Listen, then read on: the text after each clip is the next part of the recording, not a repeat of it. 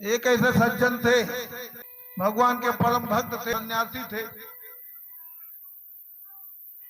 रामचरितमानस बहुत पढ़ते थे और जब मौका मिलता था तो अपने थैले में रामचरितमानस ही रखते थे। एक दिन कहीं जा रहे थे बेचारे और गाड़ी पकड़नी थी तो उन्होंने देखा कि अभी गाड़ी तो 1 घंटा लेट है, क्यों ना तब तक मैं अपना 2-4 दोहा पढ़ लूं रामचरितमानस का। अब संत को क्या, जहां मिले वहीं बैठ गए, अपनी चटाई निकाली, उसी बैठ करके अपनी झोली से रामचरितमानस लेकर के पढ़ने लगे। और उसी ट्रेन में सफर करने के लिए एक साहिरी बाबूजी आए, साथ में उनकी मैडम, एक बच्चा भी था। अब बाबा जी जहां बैठे थे पेड़ था, पेड़ के नीचे छाया थी, वो बेचारे सोच रहे थे कि मैं यहीं बैठूं। अब बाबा जी को देख करके उनके सिर में गुस्सा आ गया कि ये भिखारी लोग जहां पाते हैं वहीं डेरा डाल लेते हैं, लगता है इनके बाप का पूरा कब्जा हुआ।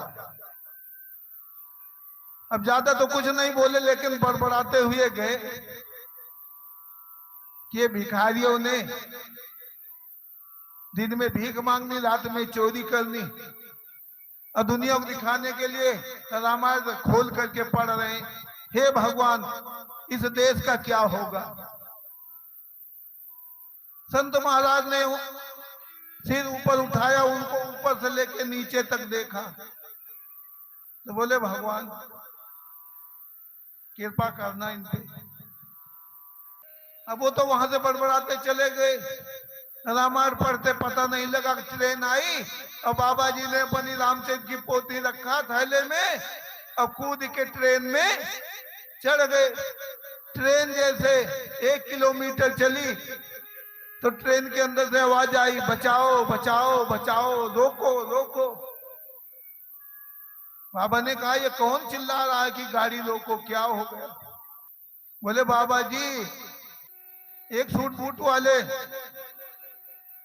ट्रेन पकड़ती थी और जल्दी जल्दी खुद चढ़ गए और पत्नी को जब तक चढ़ाते तब तक ट्रेन चल गई और पत्नी वहीं छूट गई, खुद अपना ट्रेन में। अब वो चिल्ला रहे हैं कि गाड़ी रोको, मेरी पत्नी स्टेशन पे रह गई।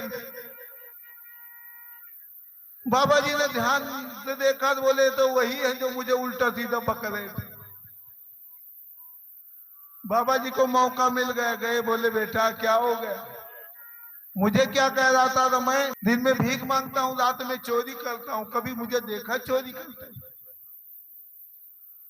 अरे मैं तो रामायण पढ़ रहा था बेटा, अगर आज तक तूने कभी रामचरितमानस पढ़ा होता तो आज ऐसी तेरी दुर्दशा नहीं होती।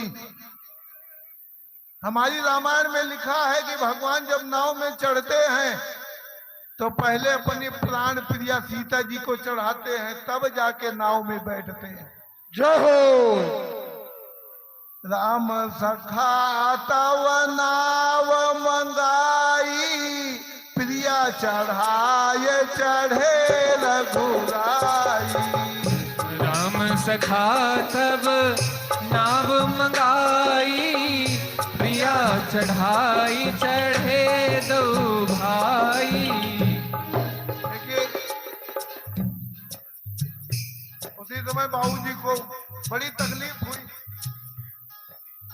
कहने लगे महाराज कुछ आदमी होते उनको बता दिया जाए वो समझ जाते हैं, कुछ ऐसे मूर्ख होते जब तक खुद गड्ढे में नहीं गिरते तब तक उनको चेत नहीं होता। फूल फल न बेद जदब सुधा बरसै जलद, मूर्ख हृदय न चेत, जो गुर मिले विरंच सम। इसीलिए रामायण कभी तोड़ती नहीं, रामायण जोड़ती है। हम तो कहते 5 दोहा 5 चौपाई सबको पढ़ना चाहिए।